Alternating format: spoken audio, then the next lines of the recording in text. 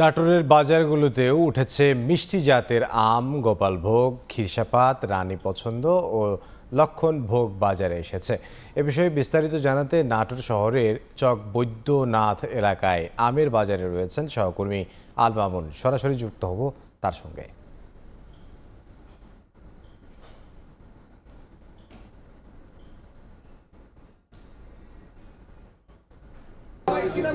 আম বাজার যাচ্ছে এই 10 দিনে বিশেষ করে যেটি মিষ্টি জাতের 4টি আম, গোপালভোগ, ক্ষীরসাপাত, লক্ষণভোগ সহ যে 4টি আম বাজার জাত হয়েছে, বাজার জাতের পরিমাণ কিন্তু খুবই কম, যেটি আমরা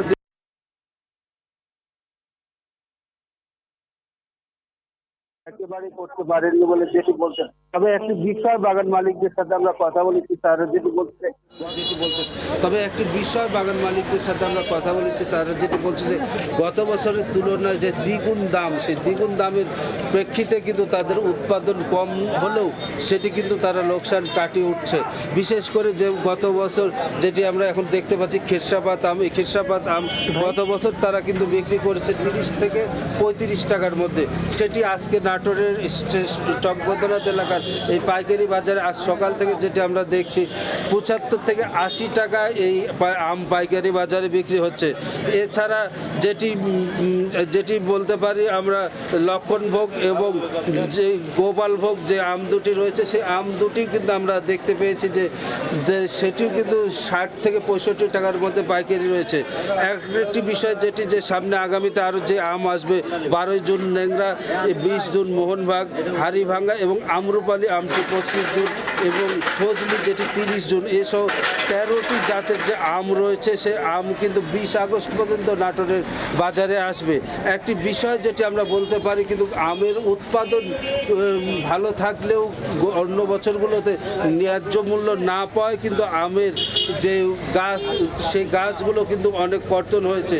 একটি বিষয় যেটি আমরা দেখেছি গত বছরের তুলনায় এবছর প্রায় 29 হেক্টর আম বাগান কিন্তু কেটে ফেলছেন কৃষকরা ন্যায্য মূল্য না পাওয়ার প্রেক্ষিতে। অন্যান্য বছরে চলতি বছর জেলা কৃষি বিভাগ যেটি জানিয়েছে, চলতি বছর 5,718 হেক্টর জমিতে আমের আবাদ হয়েছে এবং 76,335 মেট্রিক টন আম উৎপাদনের আশা করছে যেটি কৃষি বিভাগ বলছে।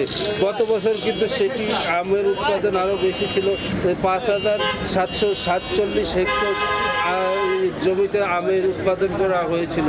একটি বিষয় যেটি বলছে যে বাগান মালিক এবং যে ক্রেতারা যেটি বলছেন, যে বাগান মালিক যেটি বলছে উৎপাদন খরচ এবং যে প্রেক্ষিতে যে দাম তারা আমি এবার গাছে এবার যেটি আম পেয়েছে 1 থেকে 1.5, 2, 3 সর্বোচ্চ 5 গুণের উপরে কোনো আম আসেনি। তবে এই দাম যদি না থাকতে যে লোকসান ছিল সেটি কিন্তু কাটিয়ে উঠতে পারছেন না। এই লোকসানটা কাটিয়ে উঠে যে আমের উৎপাদন, তবে এই দাম বৃদ্ধির বিষয় যে কৃষি বিভাগ এবং যে দাবি করছে যে তাদের উৎপাদন কম হলেও যে দাম রয়েছে সেই দাম কিন্তু যে রয়েছে সেই দামে কিন্তু আমের উৎপাদন সেটি অব্যাহত রাখতে হবে। তবে একটি বিষয় যেটি কৃষি বিভাগ এবং যে যারা বলছে যে কৃষিবিভাগ দাবি করছে যে তাদের উৎপাদন কম হলেও যে দাম রয়েছে সেই দাম রয়েছে, সেই দামে কিন্তু সেই লোকসান কাটিয়ে উঠবে। তো এই ছিল আমার কাছে নাটোর আম বাজারের সর্বশেষ পরিস্থিতি। আল মামুন নাটোর থেকে।